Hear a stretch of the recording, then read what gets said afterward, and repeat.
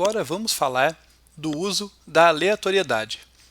No início dessa aula, lá no primeiro vídeo, eu falei para vocês que além de revisitar divisão e conquista, que é uma técnica de projeto de algoritmo super importante, e de revisitar a árvore de recorrência, a árvore de recursão, que permite analisar algoritmos recursivos, algoritmos que não são trivialmente analisados simplesmente olhando para os laços deles, a gente ia falar do uso da aleatoriedade para obter algoritmos mais eficientes. Tá? E a aleatoriedade sendo essa uma ferramenta bastante poderosa quando bem usada. Agora a gente vai ver uma versão aleatorizada do Quicksort e depois de apresentar o código ali, o que muda no código dele para vocês, eu vou focar na construção de uma boa função de aleatorização, tá? Em oposição a uma outra que tem um certo viés, para vocês começarem a pegar essa nuance. Tá?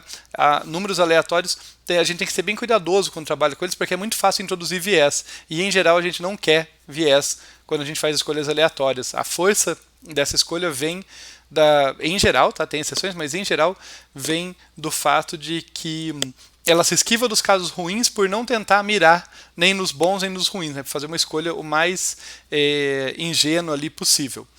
Mas comecemos então aqui com revisitando o código do Quicksort para ver o que muda na versão aleatorizada. E eu acho bem elegante aqui o que muda, tá? Porque vão ser poucas linhas de diferença. Lembrando que no Quicksort a gente recebe o meu vetor V com extremos P e R, né? Então eu estou pensando sempre no subvetor aqui, cujos extremos estão ali entre P e R. E eu vou ter uma variável auxiliar a mais agora, que é o deslocamento, que vai me ajudar, ela vai me indicar onde está o pivô. Tá? Antes da gente entrar no detalhe de como ela é calculada, só para facilitar a compreensão de vocês, pensem em que ela vai me dizer a quantas posições, a partir do início do vetor, a partir da posição P, eu vou estar o pivô que eu escolhi. Tá? Então, por isso o deslocamento. Né? Se o deslocamento for 0, ele está exatamente na posição P. Se for 1, está na próxima, na segunda posição do subvetor. Se for 2, está na terceira e assim por diante. Aqui eu tenho o caso base como de costume, né? Eu só vou entrar aqui para fazer o meu trabalho de escolher um pivô, fazer a separação e fazer chamadas recursivas se eu não tiver no caso base, quer dizer, se o meu vetor ainda tem dois ou mais elementos, ou seja, ele ainda não está trivialmente ordenado. Supondo que eu entrei nesse if, então, eu vou apresentar para vocês aqui duas opções. Tá? Essa é a opção 1 para a nossa função de aleatorização e essa aqui é a opção 2.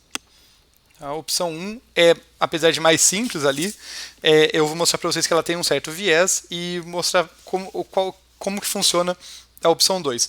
Mas eu vou detalhar com bastante cuidado na sequência elas, então por enquanto eu quero só que vocês acreditem que usando uma ou outra, tá? Embora eu já tenha dito que uma delas tem viés, depois de passar por essas linhas aqui, tá? O que eu vou ter é um deslocamento decidido. Tá? Em suma, eu tenho a posição do pivô escolhida. Tá? De um modo aleatório, com mais ou menos viés, ali a gente já entra nisso. Mas o meu deslocamento está decidido. Então, quando eu chego nessa linha da troca aqui, o que eu vou fazer? Tá? O que é essa linha?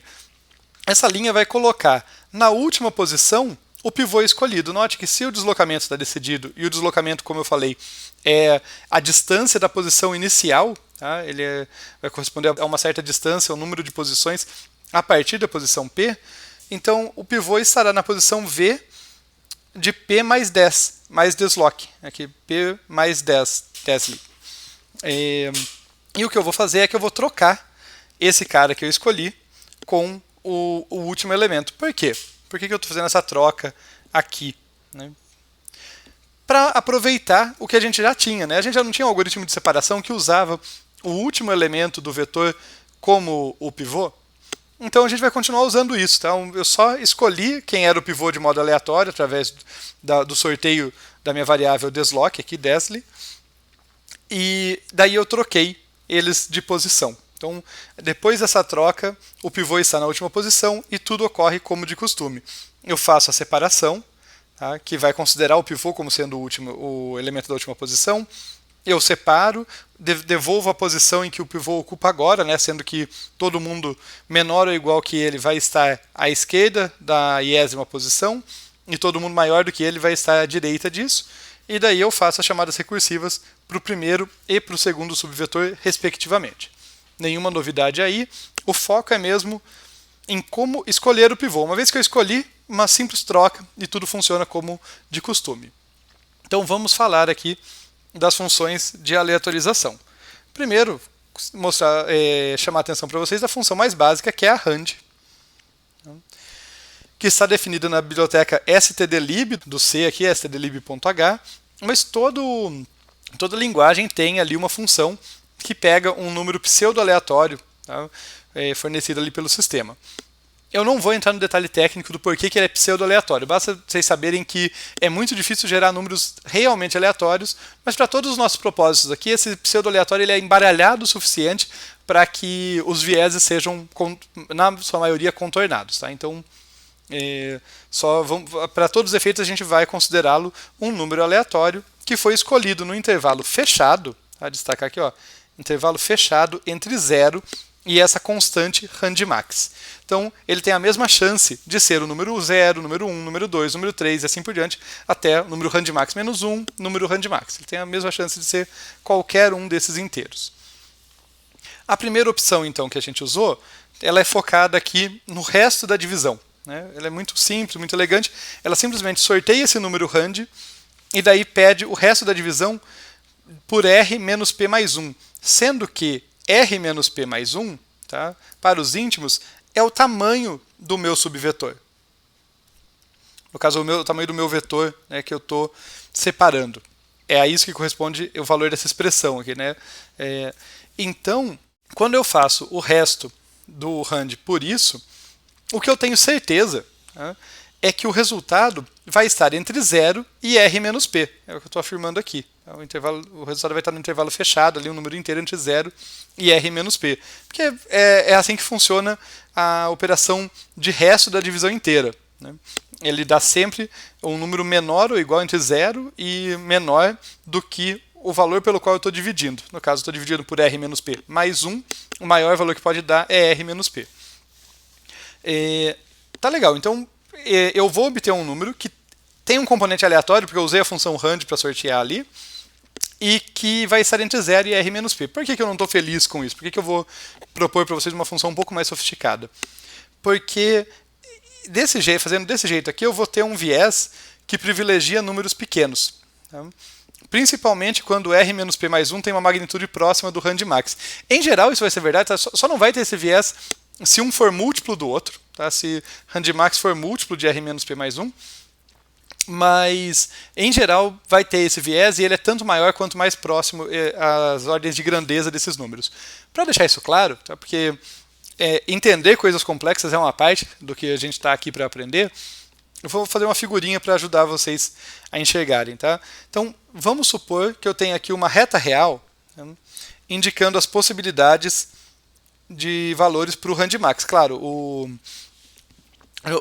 as possibilidades de valores para o que vai voltar da função rand. Tá?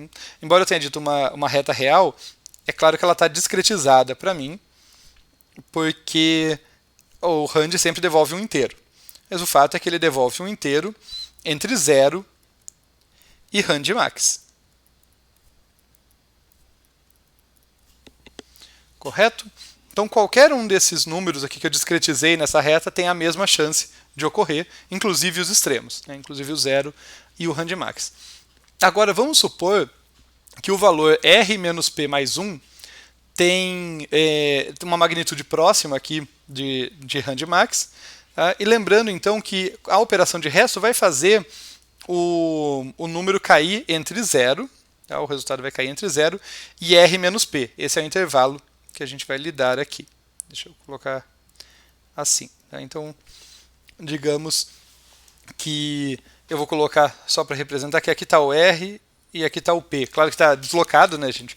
Eu estou fazendo o match entre o 0 e a posição P, mas o ponto para vocês perceberem é que assim, imagina que a função rand sorteou o 0. O 0 vai cair imediatamente aqui na primeira posição, aqui no valor 0 do P. Se ele sorteou 1, vai cair aqui na posição 1 também. Né? A operação de resto nem vai ser relevante nesse caso, né? Porque o número é pequeno. Então, notem que para todos os números aqui entre 0 e R menos P, né, que é essa posição aqui que eu estou destacando, vai cair direto aqui em algum número, tá? Entre P e R, tá? A posição do meu pivô. Tá? Ela vai cair em algum número aqui. Eu estou falando entre P e R, já supondo que eu estou somando com P. Né? Não estou pensando no deslocamento, eu já estou pensando nele somado, só para facilitar a visualização. Então, eu tenho aqui esses números caindo lá. Agora, a pergunta que eu quero fazer para vocês é: o que acontece com esses números aqui? Tá? Que estão depois de R menos P, tá? Depois dessa posição que eu destaquei aqui, ó, que são à direita. Quando eu fizer a operação de resto, o que acontece é que esse número, eu quero até usar outra cor para chamar a atenção para vocês ao que vai acontecer. Esse número aqui, ele vai cair, ele dá a volta, né? A gente chama de aritmética do relógio, aritmética modular, quando eu uso o resto, não é à toa, ó, ele vai cair lá no início. Esse outro número aqui vai cair na segunda posição. Esse número aqui vai cair na terceira e o último aqui, no nosso caso bem simplificado, na quarta. Notaram que tem mais números entre 0 e RandMax que caem no início do que no final? É por isso que eu estou dizendo que tem um viés em favor dos números pequenos. Tá? Basicamente, se eles fossem múltiplos um do outro, não tinha essa sobrinha aqui. Mas como, no geral, eu não posso supor que R menos P mais 1 e RandMax vão ser múltiplos um do outro, o que vai acontecer é que vai ter sempre uma sobra aqui, que vai ser mapeada para o início, que não tem contraparte para os demais números. Tá? Então, espero que tenha ficado claro de onde vem esse viés da função, dessa primeira função ali que a gente estava trabalhando, e isso nos motiva a pensar numa opção melhor, numa opção que não tenha um viés. Tá? Eu quero que qualquer índice ali do vetor, qualquer índice entre P e R seja igualmente provável, ou entre 0 e R menos P, como preferirem. Tá? E isso nos leva à segunda opção. Vamos detalhá-la agora. Tá? Então, ela está descrita aqui, né? Deslocamento, recebe int de, abre parênteses, double hand ali, dividido por RandMax mais 1 vezes R menos P mais 1. Tá? Muitas partes, vamos por partes. A primeira coisa que a gente vai analisar é essa aqui. Tá? O que isso aqui está fazendo? Lembrem, o rand escolhe um número entre 0 e RandMax. Quando eu converto ele para double, aqui, eu faço o cast para double. Então eu vou falar, trate esse número como um número real para todos os efeitos. Tá? Não é exatamente real, tem um limite de representação, mas vamos simplificar nossa vida. Trate ele como um número real e faça uma divisão real, tá? Como eu fiz aquele cast, essa divisão aqui vai ser uma divisão real, com RandMax mais 1. Eu estou pegando um número que está entre 0 e RandMax e dividindo pelo número inteiro que está imediatamente maior do que ele, que é o RandMax mais 1. Esse resultado aqui, ele necessariamente vai ser um número real no intervalo fechado em 0, aberto em 1. Tá? Para perceber por que ele é fechado em 0 e aberto em 1, é porque o rand pode devolver o valor 0. Nesse caso, 0 dividido por qualquer coisa vai dar o próprio 0. Mas se ele devolver RandMax, mesmo esse que é o maior valor que a rand pode devolver, dividido por RandMax mais 1, vai dar um número levemente menor do que 1, mas nunca igual. Então, eu converti aqui o resultado, a saída do rand, para um número real entre 0 e 1, né? Fechado em 0, aberto em 1.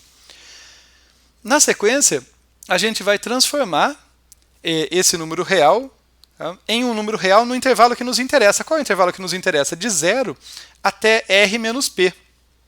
Tá? No caso, são as posições possíveis ali do meu vetor. Então, eu vou pegar esse valor, deixa eu até destacar aqui até onde a gente já tinha visto, né? Então, essa parte aqui já estava resolvida. Né? Corresponde, essa parte que eu destaquei aqui entre os parênteses, é um número real entre 0 e 1, fechado em 0, aberto em 1. Quando eu multiplicar por R menos P mais 1, eu vou ter um número real entre 0 e R menos P mais 1. Tá? Simplesmente eu estiquei, né? Eu tinha comprimido todo mundo no intervalo entre 0 e 1, daí eu estiquei. O maior valor agora ele vai ser muito próximo desse valor pelo qual eu fiz o produto. Né? Então, da mesma forma que antes eu não atingi o 1, agora eu nunca vou atingir propriamente o R menos P mais 1, mas eu posso chegar bem perto dele. Então, nessa segunda etapa eu vou ter um número real no intervalo fechado em 0 e aberto em R menos P mais 1. Por fim, tá, o finalzinho é só esse cast para int aqui. Aí eu pego esse valor e faço um cast para int. O que o cast para int faz é que ele trunca o valor. Truncar é arredondar para baixo. Então, se eu tinha um número real entre 0 e R menos P mais 1, o que vai acontecer é que todos os valores entre 0 e até pertinho de 1, mas ainda menores, vão ser mapeados para 0. Todos os entre 1 e 1,9999 vão ser mapeados para 1. E assim por diante, até que também o valor entre R menos P e R menos P mais 0,999, lembrando que ele nunca vai chegar no 1, vão ser mapeados para R menos P. Então, no final, a gente vai ter o que a gente queria. Né? A gente vai ter um número inteiro mapeado no intervalo 0, R menos P, tá? Que vai servir muito bem para o nosso deslocamento, tá? Para poder o pivô ser escolhido ali com igual probabilidade em todas as posições possíveis. Lembrando que eu tirei o viés aqui porque lá no início eu parti de um rand que tinha igual chance de escolher qualquer valor entre 0 e rand max. Eu mapeei isso para um intervalo que vai de 0 aberto em 1, depois mapeei para um intervalo que vai de 0 aberto em R menos P mais 1, e depois eu peguei o mesmo comprimento de intervalo ali, né, sempre os intervalinhos que vão de 0 até 0,99, de 1 até 1,99 e assim por diante, eu mapeei isso para o inteiro. Então, como os intervalos reais que eu mapeei para o inteiro mais próximo eram todos iguais, eu tenho a mesma chance de sortear qualquer um dos inteiros entre 0 e R menos P, inclusive.